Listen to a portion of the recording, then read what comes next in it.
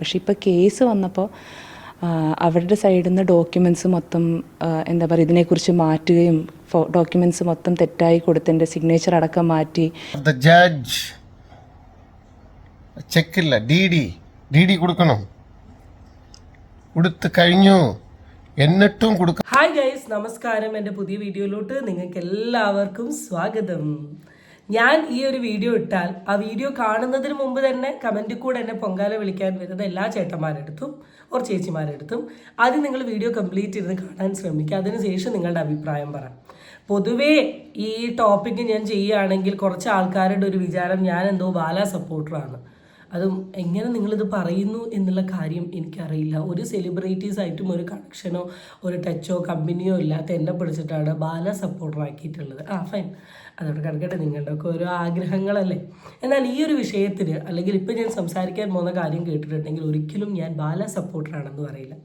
എനിക്കങ്ങനെ സപ്പോർട്ട് എന്ന് പറയുന്ന ഒരു സാധനമൊന്നുമില്ല. ഒരു വിഷയം വരുന്ന സമയത്ത് എനിക്ക് ആ വിഷയത്തെക്കുറിച്ചിട്ട് എന്താണോ തോന്നുന്നത് എൻ്റെ അഭിപ്രായം അതങ്ങ് പറയുന്നു എന്ന് മാത്രമേ ഉള്ളൂ. അപ്പോൾ ചില നേരങ്ങളിൽ ഞാൻ ഉദ്ദേശിച്ച കാര്യത്തെ അതേ രീതിയിൽ എടുക്കാൻ പറ്റാത്ത കാറ്റഗറി ഓഫ് ആൾക്കാർക്കാണ് ഈ സപ്പോർട്ട് ഇതൊക്കെ തോന്നുന്നത്. എന്തായാലും അങ്ങനെയൊന്നുമില്ല. ഇന്നത്തെ വിഷയം നിങ്ങൾ അറിഞ്ഞിട്ടുണ്ടാവും. സോഷ്യൽ മീഡിയയിൽ ഇന്നലെ കുറച്ച് ദിവസങ്ങളായി ഒരുവിധം എല്ലാ യൂട്യൂബേഴ്സും ഈ ഒരു വിഷയം അപ്ലോഡ് ചെയ്ത് കഴിഞ്ഞു, ഡിസ്കഷൻ നടന്നു കഴിഞ്ഞു, ചർച്ച കഴിഞ്ഞു, കേസായി, തീരുമാനമായി, അതായി ഇതായി എല്ലാം കഴിഞ്ഞിട്ട് ഞാൻ വീണ്ടും എല്ലാം കെട്ടടഞ്ഞിട്ട് ഞാൻ വീണ്ടും ഇതേ ടോപ്പിക്കുമായിട്ട് വന്നിരിക്കുകയാണ്. അപ്പം ഞാൻ അധികം കത്തിയടിക്കുന്നില്ല, നമുക്ക് നേരെ എൻ്റെ വീഡിയോയിലോട്ട് പോകാം. എൻ്റെ ചാനൽ ഇഷ്ടപ്പെട്ടാൽ സബ്സ്ക്രൈബ് ചെയ്യാനും വീഡിയോ ഇഷ്ടപ്പെട്ടാൽ ലൈക്ക് ചെയ്യാനും നിങ്ങളാരും മറക്കണ്ട. So let's get into the. അപ്പോൾ നമുക്ക് ആദ്യം ബാലച്ചേട്ടൻ്റെ വീഡിയോയിൽ നിന്ന് തന്നെ തുടങ്ങാം. എല്ലാവർക്കും നമസ്കാരം. അന്നേ പറഞ്ഞു 27-ാം തീയതി പിറന്നനാൾ അന്ന് ഞാൻ ഒരു കാര്യം ഉറപ്പിച്ച് പറഞ്ഞു. നാളെ 2-ാം തീയതി കേസുണ്ട് അല്ലേ? டார்ச்சர் பண்றாங்க. எனக்கு പറയാനുള്ള ഒരു കാര്യമുണ്ട്.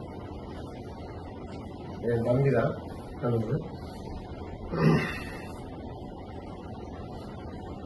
இதுக்கு முன்பு ஒண்ணுமே வேண்டான்னு പറഞ്ഞ ആളുകൾ, ഒന്നുമേ വേണ്ടാന്ന് മീഡിയ മുമ്പ് അഭിനയിച്ച് കരഞ്ഞ് ക്യാമറ മുമ്പ് അഭിനയിച്ച് കരഞ്ഞ ആളുകൾ എന്നെ വിളിച്ച് വരുത്തി വയ്യാതിരിക്കുന്ന സമയത്ത് അന്ന് നീ വന്നല്ലേ ഇവ വന്നിരുന്നു അല്ലേ? 10-ാം തീയതിയാ 9-ാം തീയതി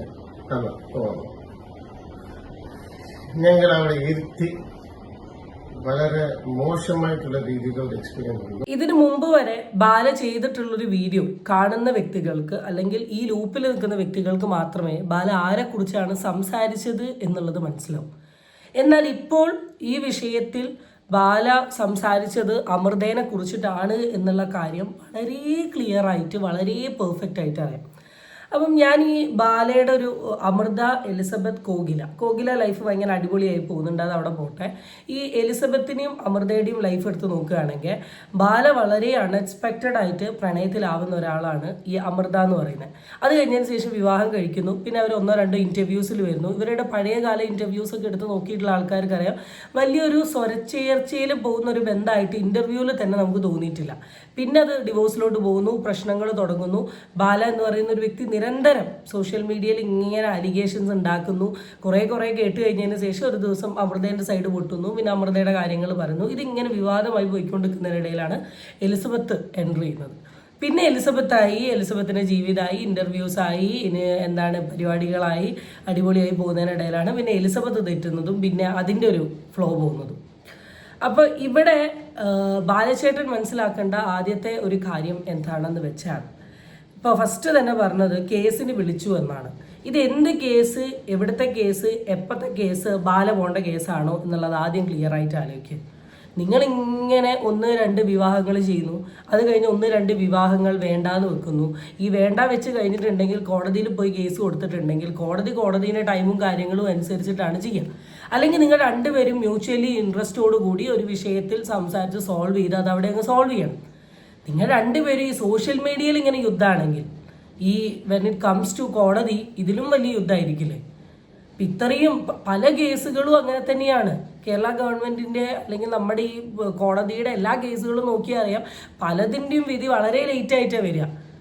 നമ്മുടെ അതിജീവിതയുടെ കേസ്, നടിയുടെ കേസൊക്കെ എപ്പോഴാണ് വിധി വന്നത്? പകുതി ആൾക്കാരും അതിലുണ്ടായിരുന്ന ടീമുകൾ മരിച്ചു കഴിഞ്ഞതിന് ശേഷം, സാക്ഷികൾ മരിച്ചു കഴിഞ്ഞതിന് ശേഷമാണ് അതിന് വിധി വന്നത്. അതുകൊണ്ട് തന്നെ നിങ്ങളുടെ ഭാര്യ, ആദ്യ ഭാര്യ കൊടുത്തിട്ടുള്ള നിങ്ങളുടെ മകളുമായി ബന്ധപ്പെട്ടിട്ടുള്ള കേസാണ്. അത് നിങ്ങൾ പോയേ പറ്റൂ. നിങ്ങൾക്ക് ഭാര്യേനെയും മകളെയും മാറ്റാൻ പറ്റില്ല. ഈ കോടതി തീരുമാനമാക്കുന്ന നിങ്ങൾ പോകണം. പിന്നെ രണ്ടാമതൊരു സാധനം, ഇത്രയും കാലം പൈസ വേണ്ട എന്ന് പറഞ്ഞ ആൾക്കാർ ഞാൻ വയ്യാണ്ട് കിടക്കുന്ന സമയത്ത് തന്നെ വിളിച്ചുകൊണ്ട് പോയി വാങ്ങി എന്നാണ്. അന്നും ഇന്നും അമൃത പറഞ്ഞത് ബാലയുടെ പൈസ അമൃതയ്ക്ക് വേണ്ട എന്നാണ്. ചിലപ്പോൾ ഇപ്പോൾ ഇവർ കടന്നു പോകുന്ന ഈ കേസ് എന്താണെന്ന് വെച്ചാൽ കുട്ടിയുടെ പൈസയുമായി ബന്ധപ്പെട്ടിട്ടാണ്. എന്ന് വെച്ചാൽ ഇപ്പോൾ ബാല ജന്മം നൽകിയിട്ടുള്ള, അല്ലെ ബാലയ്ക്കും അമൃതയ്ക്കും കൂടി ഉണ്ടായിട്ടുള്ള ബേബിയാണ് പാപ്പു എന്ന് പറയുന്നത്. I think that's her name in YouTube. അപ്പോൾ ഈ പെർട്ടിക്കുലർ കുട്ടിക്ക് അവളുടെ ടേക്ക് കെയർ ചെയ്യേണ്ട ഒരു ഉത്തരവാദിത്തം അമൃതേനെ പോലെ തന്നെ ബാലയ്ക്കുണ്ട്. അപ്പോൾ ബാല ഈസ് റെസ്പോൺസിബിൾ എന്തെങ്കിലും ഒന്ന് പാപ്പുവിന് കൊടുക്കാൻ വേണ്ടിയിട്ട്. അതുമായി റിലേറ്റ് ചെയ്തിട്ടുള്ള കേസാണ് നടക്കുന്നത്. അതിനെന്തിനാണ് ഇത്രത്തോളം രോക്ഷം കൊള്ളുന്നത് മിസ്റ്റർ ബാല എന്നുള്ള കാര്യം എനിക്കറിയില്ല. ബാല ഒന്ന് പറഞ്ഞ രണ്ടാമത്തേന് പാപ്പുവാണ് എൻ്റെ ജീവിതം, പാപ്പുവിനെ മതി, പാപ്പു ഇല്ലാണ്ട് എനിക്ക് ജീവിക്കാൻ പറ്റുമോ, Pappu is my heart, Pappu is my diamond എന്ന് പറഞ്ഞ് നടക്കുന്ന ആളാണ് ബാല. അപ്പോൾ പാപ്പുവിന് കൊടുക്കാനുള്ള പൈസ അങ്ങ് കൊടുത്താൽ പോരെ? അതിലെന്തോ കള്ളത്തരം കാണിച്ചു, വേണ്ടാതെ പേപ്പർ വെച്ചു, അതാക്കി ഇതാക്കി എന്നൊക്കെയാണല്ലോ ഇപ്പോൾ കേസ് പോകുന്നത്. അപ്പോൾ താങ്കൾ ഈ കുട്ടികളോട് പറഞ്ഞ അറ്റാച്ച്മെൻറ്റ് വളരെ നുണയാണോ? അപ്പോൾ ഞാൻ ഇന്നലെ അപ്ലോഡ് ചെയ്തിട്ടുള്ള ഏതോ വീഡിയോ, ഞാൻ ഈ ടോപ്പിക്കുമായി ബന്ധപ്പെട്ടിട്ട് കുറേ ആൾക്കാരായിട്ട് വീഡിയോസ് കണ്ടിരുന്നു. ആ വീഡിയോസിന് താഴെ ഞാൻ ശ്രദ്ധിച്ചൊരു കമൻറ്റാണ്, അച്ഛനെ വേണ്ട, അച്ഛനെ ഇഷ്ടമല്ല എന്ന് പറഞ്ഞ ആൾക്കാർ എന്തിനാണ് ഇപ്പം അച്ഛൻ്റെ പൈസ ചോദിക്കുന്നത് എന്ന രീതിയിലൊരു കമൻറ്റ് ഞാൻ കണ്ടു. ഈ അച്ഛനെ വേണ്ട, അച്ഛനെ ഇഷ്ടമല്ല എന്നൊരു കുട്ടി പറയുന്നുണ്ടെങ്കിൽ ആ കുട്ടീൻ്റെ ഒരു ചൈൽഡ്ഹുഡ് ലൈഫിലോ അല്ലെങ്കിൽ ആ കുട്ടിയുടെ ജീവിതത്തിൽ അച്ഛൻ കാണിച്ചു കൂട്ടിയ കാര്യങ്ങൾ ആ കുട്ടിയിൽ ഉണ്ടാക്കിയ ഇമ്പാക്റ്റ് കൊണ്ടായിരിക്കാം കുട്ടി അങ്ങനെ ഒരു സാധനം പറഞ്ഞത് എന്ന് കരുതി അച്ഛൻ്റെ അവകാശങ്ങൾ ഒഴിവാക്കണം എന്ന് ആരും ഇവിടെ ഉദ്ദേശിച്ചിട്ടില്ല. ആൻഡ് ഇനി അത് ഏത് പെർസ്പെക്റ്റീവിൽ എടുത്ത് നോക്കിയാലും സ്വന്തം ചോരബന്ധത്തോട്, മകളോട് നമുക്കൊരു അറ്റാച്ച്മെൻറ്റ് ഉണ്ടാവില്ലേ? അവളുടെ ഭാവി നന്നാവണം എന്നൊരാഗ്രഹം ഉണ്ടാവില്ലേ? അവൾക്ക് വേണ്ടി എന്തെങ്കിലും ചെയ്തുകൂടെ? അവളുടെ ഒരു വളർച്ചയ്ക്ക്, അവളുടെ ഒരു പഠിപ്പ് അല്ലെങ്കിൽ അവളുടെ ഒരു വിവാഹം, അതിന് ഒരു പങ്ക് വേണ്ടേ? ആ രീതിയിൽ ഇതിനെ കണ്ടുകൂടെ? ഈ പിള്ള മനസ്സിൽ എന്തെങ്കിലുമൊക്കെ ഉണ്ടാവും, അവരത് പറയുമെന്ന് കരുതി അതിനെ ഈ ഫാദർ ഇത്ര രീതിയിൽ കണ്ടെടുത്ത് ഞാനൊന്നും ചെയ്യില്ല എന്ന് പറയുന്നതിനോട് എനിക്ക് യോജിപ്പില്ല. ഇനി അതിന് മുമ്പ് അമൃതയുടെ ഒരു ന്യൂസ് ഞാൻ വളരെ അൺഎക്സ്പെക്റ്റഡ് ആയിട്ട് കാണാനിടയായി. ഞാൻ ജസ്റ്റ് റെഫർ ചെയ്തെടുത്തതാണ്, നമുക്കത് നോക്കാം. പാപ്പുവിനാണെങ്കിൽ പോലും ഞാനാണിപ്പോൾ അവളുടെ ഒരു ഗാർഡിയൻ അല്ലേ. അപ്പോൾ അവൾക്ക് അവകാശപ്പെട്ടൊരു സംഭവമാണ്. അവൾക്ക് ആകെ കിട്ടുന്ന കുറച്ച് മെച്യൂറായതിനു ശേഷം ആകെ കിട്ടുന്ന കുറച്ച് പൈസയാണ്. അതും എടുത്തു എന്ന് പറയുമ്പോൾ അത് ഭയങ്കര വിഷമമുള്ളൊരു കാര്യമല്ലേ. നമുക്ക് ആകെ മോളുടെ പേരിൽ 15 ലക്ഷം രൂപയാണ് എൻറ്റയർ ലൈഫ് ടൈം സെറ്റിൽമെൻറ്റ് ചെയ്തിരിക്കുന്ന ഡിവോഴ്സിൽ.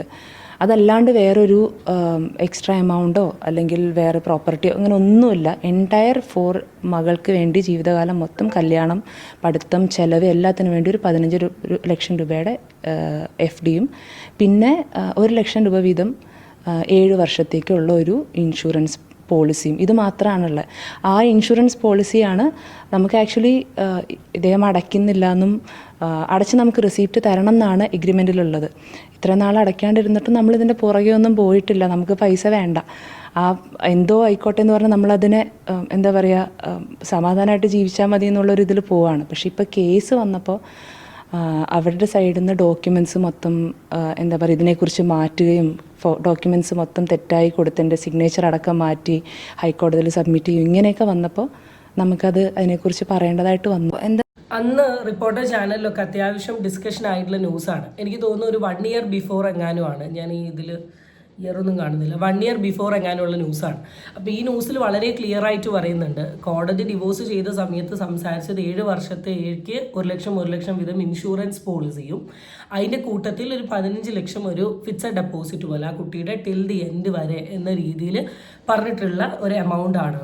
അപ്പോൾ ഈ ചെയ്യാമെന്ന് ബാല സമ്മതിച്ചിട്ടുള്ള ഒരു കാര്യത്തിൽ ബാല കള്ളത്തരങ്ങൾ ചെയ്തതോടുകൂടിയാണ്, it comes to the case, കള്ളത്തരങ്ങൾ ചെയ്തതോടുകൂടിയാണ് ഇതൊരു കേസായതും ആ കേസിൻ്റെ പുറകെ ഇപ്പോൾ ബാല പോണ്ടി വന്നത്. എന്തിനാണ് കള്ളത്തരങ്ങൾ ചെയ്തത് എന്നുള്ളതാണ് ഒരു ചോദ്യം. ആൻഡ് അന്ന് ഇത് സോഷ്യൽ മീഡിയയിൽ വന്ന് ഇത്ര ഓപ്പൺ അപ്പ് ആയിട്ട് സംഭവിക്കും. പൊതുവെ ശ്രദ്ധിച്ചിട്ടുണ്ടേ അറിയാം, ഈ ബാലൻ എന്ന് പറഞ്ഞ രണ്ടാമത്തെ ഈ ഗുളുള്ളാന്ന് പറഞ്ഞിട്ട് ഈ മീഡിയയിലും അതിലും ഇതിലും വീഡിയോയിലും കാണിച്ചു തരടാ അങ്ങനെ ഇങ്ങനെ, നീ ധൈര്യം ഉണ്ട് ഇങ്ങോട്ട് വാ എന്ന് പറഞ്ഞിട്ടുള്ള കുറേ ഷോകളിടും. ഈ എലിസബത്ത് ആണെങ്കിലും ക്യാമറ തുറന്നു വെച്ചിട്ട് പല ഈ വിഷയങ്ങളും സംസാരിക്കുന്നുണ്ട്. എന്നെ അങ്ങനെ ചെയ്തു ഇങ്ങനെ ചെയ്തു അതാക്കി ഇതാക്കി എന്ന് പറഞ്ഞിട്ട് സംസാരിക്കുന്നുണ്ട്.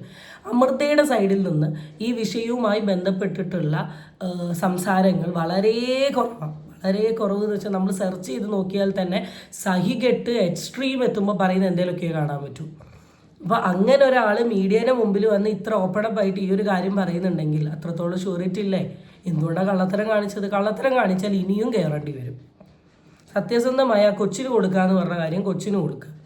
പിന്നെ ഈ കേസിൻ്റെതായിട്ടുള്ള വളരെ പേഴ്സണൽ കാര്യങ്ങൾ അതിപ്പോൾ എന്തും ആയിക്കോട്ടെ, ഞാൻ എൻ്റെ പൊതുവെ കേട്ടത് അല്ലെങ്കിൽ ഇത് പ്രകാരമാണ് കേസ് നിൽക്കുന്ന സാധനങ്ങൾ വന്നിട്ട് വെറുതെ സോഷ്യൽ മീഡിയയുടെ മുമ്പിൽ വന്നിട്ട് ഇങ്ങനെ ഈ രീതിയിൽ സംസാരിക്കുന്നത് ഈസ് എഗെയിൻസ്റ്റ് ആണ്. അതിപ്പം ബാലാമൃതയുടെ കേസല്ല, ഏത് കേസാണെങ്കിലും. പിന്നെ എനിക്ക് തന്നെ തോന്നുന്നു ഏതോ ഒരു വീഡിയോയിൽ അമൃത പറഞ്ഞതായിട്ട് എൻ്റെ ഒരു ഓർമ്മയുണ്ട്. ഈ ബാല 24 മണിക്കൂർ അമൃതേനെ പറ്റി ഗുളുഗുളുള്ള പറഞ്ഞിട്ട് അമൃത കേസ് കൊടുത്തിട്ട് ആ കേസിൻ്റെ കൺക്ലൂഷൻ്റെ ഭാഗമായിട്ട് ഇനി ഇങ്ങനെ വന്ന് പുറമെ സംസാരിക്കരുത് എന്നുള്ളൊരു സാധനവും പറഞ്ഞിട്ടുണ്ട്. എന്നിട്ടുമാണ് ഈ കളികൾ കളിക്കുന്നത്. എന്തായാലും ചേട്ടൻ കളി പിന്നെ ഫോൺ കോളിൽ വിളിച്ച് നെഗോസിയേഷൻ നടത്തുന്നുണ്ട്. കേരളത്തിലുള്ള എല്ലായിടത്തും ഒരു ചോദ്യം ചോദിക്കാണ്, ഞാൻ എത്ര പേർക്ക് എന്തൊക്കെ ചെയ്തിട്ടുണ്ട് എനിക്കറിഞ്ഞൂടാ എന്ത് ചെയ്യണം. നമ്മൾ എത്ര പേര് എന്ത് ചെയ്തു എന്നതിലല്ല, നമ്മൾ ഇനിയും ചെയ്യേണ്ട ഉത്തരവാദിത്തങ്ങൾ ചെയ്യുക എന്നുള്ളതാണ്. നാട്ടിൽ മുഴുവൻ സഹായിച്ച് നടന്ന് വീട്ടിൽ ഗുണമില്ലെങ്കിൽ എന്തെങ്കിലും കാര്യമുണ്ടോ? അത്രയേ ഉള്ളൂ ബാലച്ചേട്ടൻ. ബാലച്ചേട്ടൻ ഇപ്പം അമൃതയ്ക്ക് കൊടുക്കാൻ താല്പര്യമില്ല, ബാലച്ചേട്ടൻ അമൃതയ്ക്ക് കൊടുക്കണ്ട. ഇനി അമൃതയാണ് ബാലച്ചേട്ടനോട് അമൃതയ്ക്ക് വേണ്ടിയുള്ള പൈസയാണ് ചോദിച്ചതെങ്കിൽ അത് തെളിവോടുകൂടി വന്ന് ബാലച്ചേട്ടൻ കാണിക്കുക. ഇവിടെ സംസാരിച്ചത് ബാലച്ചേട്ടൻ്റെ കുട്ടിക്ക് വേണ്ടിയുള്ള പൈസയാണ്. മേ ബി ഇന്നാൾ ഗോകുലേൻ്റെ ബർത്ത്ഡേക്ക് വന്ന് എൻ്റെ സ്വത്ത് മുഴുവൻ ഞാൻ ഗോകുലയ്ക്ക് കൊടുത്തു എന്ന് പറഞ്ഞത് ചിലപ്പോൾ കുട്ടിക്ക് കൊടുക്കാതിരിക്കാൻ വേണ്ടിയിട്ടാണോ? അത്രയ്ക്ക് ഇതായിട്ടുള്ളൊരു മൈൻഡ് ആണോ ബാലയുടെ എന്നുള്ളത് പോലും എനിക്ക് മനസ്സിലാവുന്നില്ല. കാരണം അതൊരു ഗെയിമാണ്. അന്ന് വളരെ രീതിയിൽ എനിക്കൊരു കേസ് വരും, അടുത്ത കേസ് വരും, എനിക്ക് അടുത്ത എഗെയിൻസ്റ്റ് വരും എന്നൊക്കെ പറഞ്ഞത് എല്ലാം അറിഞ്ഞ് മുൻകൂട്ടിയാണോ? എന്താ ബാലച്ചേട്ടൻ ഇത്രയും കാലം സപ്പോർട്ട് ചെയ്തിട്ട് അല്ല, എല്ലാവരും പറയുന്നത് പോലെ ഞാൻ സപ്പോർട്ട് ചെയ്തിട്ടില്ല. ഈ കളിയാണോ, ഗള്ളരാണോ? എനിക്കറിഞ്ഞോടാ, ഞാൻ അത്രയും ചെയ്തിട്ടുണ്ട്. അത്രയും ഞാൻ കൊടുത്തിരിക്കാൻ. ഇപ്പവും 2 ലക്ഷം രൂപ ചതിച്ചു എന്ന് പറഞ്ഞിട്ട് കോടതിയിൽ പറയുന്നു.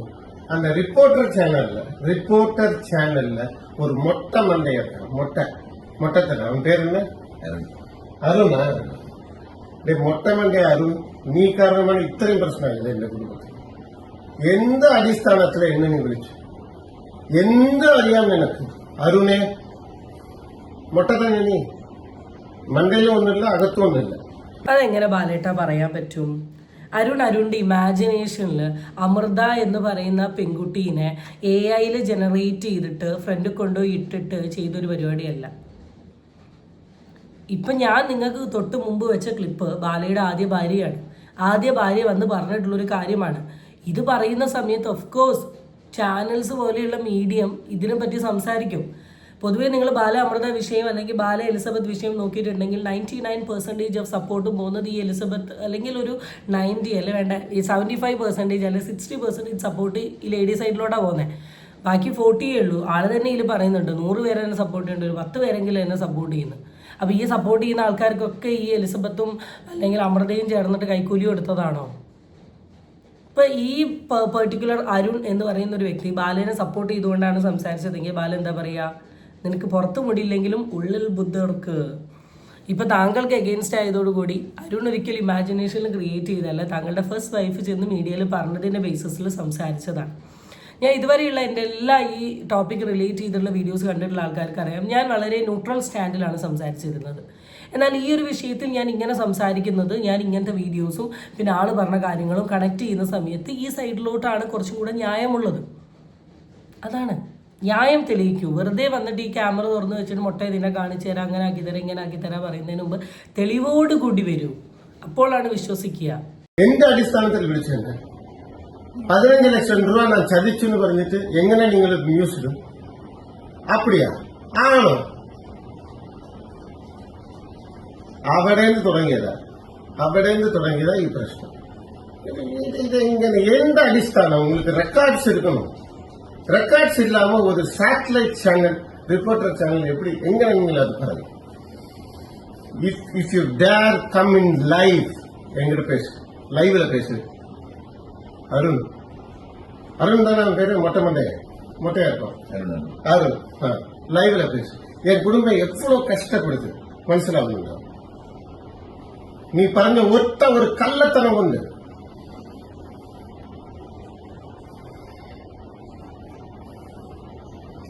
ഒരു കുടുംബം നശിപ്പിക്കാനാണ്. പിന്നെ അവളുടെ ഇൻഫ്ലുവൻസ് ആയിരിക്കും. ആയിക്കോട്ടെ.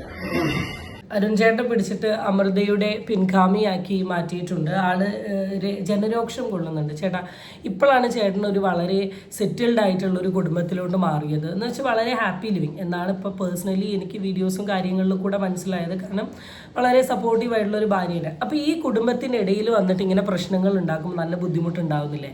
ഇതേ സാധനങ്ങൾ തന്നെയാണ് ചേട്ടൻ കുറേ കാലങ്ങളായിട്ട് അമൃതയുടെ ലൈഫിലും അല്ലെങ്കിൽ ബാക്കിയുള്ളവരുടെ ലൈഫിലും കാണിച്ചുകൊണ്ടിരുന്നത്. പല പ്രശ്നങ്ങളും ഇങ്ങനെ ഉണ്ടാക്കിക്കൊണ്ട് നിൽക്കുകയാണ്, പല പ്രശ്നങ്ങളും വന്നുകൊണ്ട് നിൽക്കുകയാണ്. ഇതൊരു വർഷം മുമ്പുണ്ടായ കേസാണ്. നിങ്ങളുടെ കോൺട്രവേഴ്സീസ് എത്ര കാലമായി തുടങ്ങിയിട്ട്, ആ കാലമായി തുടങ്ങിയിട്ടുള്ള സോഷ്യൽ മീഡിയയിൽ യൂട്യൂബ് ഹിസ്റ്ററി നോക്കുന്ന സമയത്ത് ബാലയുടെ വീഡിയോ മാത്രമേ കാണാനുള്ളൂ. ഇന്നലെ ഈ വിഷയം വന്നപ്പോൾ എനിക്ക് അമൃതയുടെ വീഡിയോ സൈഡിലെടുത്ത് വെക്കാൻ വേണ്ടിയിട്ട് ഞാൻ യൂട്യൂബ് ഫുള്ള് വരുത്തിയപ്പോൾ ബാലേൻ്റെ പലതരം വീഡിയോസ്, എലിസബത്തിൻ്റെ പലതരം വീഡിയോസ് മാത്രമേ വരുന്നത്. അമൃത വന്നിരുന്ന് സംസാരിക്കുന്ന ഒരു സാധനം ഇങ്ങനത്തെ ഓരോ സാറ്റലൈറ്റ് നിങ്ങൾ പറയുന്ന പോലെ ഈ ചാനൽസിൽ മാത്രമേ നമുക്ക് കാണാനുള്ളൂ. അപ്പം കുറേ കാലങ്ങളായി അവരെ പുറകെ സോഷ്യൽ മീഡിയയിൽ കൂടെ നടന്ന് പ്രശ്നമുണ്ടാക്കുന്ന വ്യക്തി ആരെന്ന് ചോദിച്ചാൽ നിങ്ങൾ തന്നെയാണ്. നിങ്ങളുടെ കണ്ടന്റ് വരുന്ന സമയത്ത് തന്നെ എല്ലാവരും പറയാം വന്നു, ഇനി കുറച്ച് കാലത്തേക്ക് ഇത് തന്നെയായിരിക്കും. കാരണം എന്താ, ഇറ്റ് ഹാപ്പൻസ്. നിങ്ങളുടെ ജീവിതം മാത്രമല്ല നശിക്കുന്നത്, അവരുടെ ജീവിതം നശിക്കുന്നുണ്ട്. ഇപ്പം നിങ്ങളിത് പറയുന്നതിൽ കൂടെ നിങ്ങളെ സപ്പോർട്ട് ചെയ്യുന്ന കാറ്റഗറി ഓഫ് ആൾക്കാർ ഇപ്പം ഏറ്റവും കൂടുതൽ സൈബർ ബുള്ളിങ് കൂടെ കടന്നു പോകുന്ന അവരാ. എന്തിനാ അതിന് നിൽക്കുന്നത്? കോടതിയിൽ പോകൂ, സെറ്റിൽ ചെയ്യൂ. സെറ്റിൽ ചെയ്ത് കഴിഞ്ഞതിന് ശേഷം നിങ്ങൾ വന്ന് തുറന്ന് സംസാരിക്കൂ. അല്ലെങ്കിൽ ഇതുപോലെ സാറ്റലൈറ്റ് ചാനലിൽ സുഖമായിട്ട് ബാലയ്ക്ക് കണക്ട് ആയിക്കൂടെ? ബാലയുടെ കയ്യിൽ പ്രൂഫ്സോ കാര്യങ്ങളോ ഉണ്ടെങ്കിൽ ചെല്ല് കാണിക്കുക. ഇത് അതൊന്നും ഇല്ലാണ്ട് എന്തെങ്കിലുമൊക്കെ കാര്യങ്ങൾ വന്ന് പറയുന്നതിൽ എന്ത് വിശ്വാസമാണ് ഉള്ളത് ബാലച്ചേട്ടാ? ഞാൻ തെറ്റ് ചെയ്തില്ലെന്നുള്ള എല്ലാ എവിഡൻസും ഞാൻ കൊടുത്തു കഴിഞ്ഞു. ഞാൻ ഇട്ടിരിക്കുന്ന FD ഡെപ്പോസിറ്റ് എല്ലാം കൊടുത്തു കഴിഞ്ഞു. കോടതിയെ എങ്ങനെ പഠിക്കാൻ നിങ്ങൾ മണ്ടന്മാരാണോ? കോടതി മുമ്പ് വെച്ചല്ലേ ഒപ്പിടുന്നത്, അവിടെ വെച്ചിട്ടല്ലേ ചെയ്യുന്നത്, കാശ് അവിടെ വെച്ചിട്ടല്ലേ കൊടുക്കുന്നത്, രീതിയായിട്ട് കൊടുക്കുന്നത്. ഒരു ബോധം വേണ്ടേ നിങ്ങൾക്ക്? റിപ്പോർട്ടേഴ്സാണ്, ഒരു ബോധം വേണ്ട നിങ്ങൾക്ക്? അറിവില്ലേ? അറിവ് വേണ്ടേ? നിനക്ക് ധൈര്യം ഉണ്ടെങ്കിൽ ഇത് അരുണെ എന്നെ വിളിക്കും. പിന്നെ എന്തിനാണ് ബാലച്ചേട്ടൻ ഇത്ര രോക്ഷം കൊള്ളുന്നത്? ബാലച്ചേട്ടൻ പറഞ്ഞതുപോലെ ഇതൊരു ഫേക്ക് കേസ് ആണെങ്കിൽ, ബാല ചെയ്യാത്തൊരു കാര്യവുമായി ബന്ധപ്പെട്ടിട്ട് ഇല്ലാത്തൊരു സാധനം ഉണ്ടാക്കിയിട്ടുള്ളൊരു സാധനമാണെങ്കിൽ ബി സ്ട്രോങ്. എവിഡൻസ് കാര്യങ്ങളൊക്കെ കോടതി കൊടുത്തിട്ടുണ്ടെങ്കിൽ പുല്ല് പോലെ ബാലയ്ക്ക് ഇറങ്ങി പുറത്തു വരാം. ഞാൻ കൊടുത്തിട്ടും അമൃത ഇല്ലാത്തൊരു കാര്യം പറഞ്ഞു എന്ന് പറയാം. അത് പറഞ്ഞിട്ട് നമുക്ക് ബാക്കി ആലോചിക്കാം ബാലച്ചേട്ടാ. എല്ലാവർക്കും നമസ്കാരം. സന്തോഷ വാർത്ത. ഇന്ന് കേസുണ്ടായിരുന്നു, ഇന്നില്ല. നാളെ ട്യൂസ്ഡേ 2-ാം തീയതി കേസ് വിളിച്ചിരിക്കുകയാണ്. That is no negotiation. ഇത് 10 വർഷം മുമ്പ് തീർന്ന ഒരു കാര്യം, 10 കൊല്ലം മുമ്പ് തീർന്ന കാര്യം. അപ്പോൾ എല്ലാവരും இந்த യൂട്യൂബേഴ്സ് ചില പൊരിക്കിങ്ങളാ இருக்காங்கல்ல, അവനെ എല്ലാവരും പറയുന്നു നിങ്ങൾ കൊടുത്തു കഴിഞ്ഞു, അറിവ് കെട്ടവങ്ങളാ. The settlement is done in the court, in front of the judge.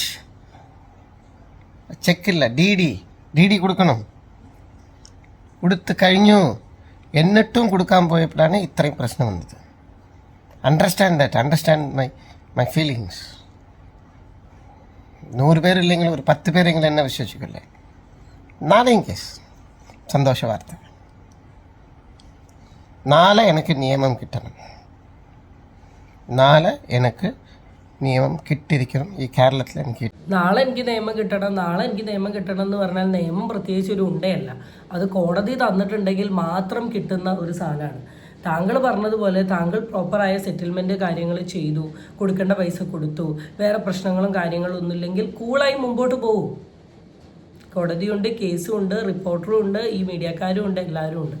സത്യം തെളിയുമ്പോൾ അതിനൊരു മാറ്റം വരും. ഓക്കെ, ആൻഡ് നീതി കിട്ടിയോ എന്നുള്ളത് ഇന്ന് ബുധനാഴ്ച ചിലപ്പോൾ വന്ന് സംസാരിക്കുകയില്ലേ. That's it guys. അടുത്ത വീഡിയോ ആയിട്ട് വീണ്ടും കാണാം. Till then it's bye from അമിയ ആൻഫീൽഡ്.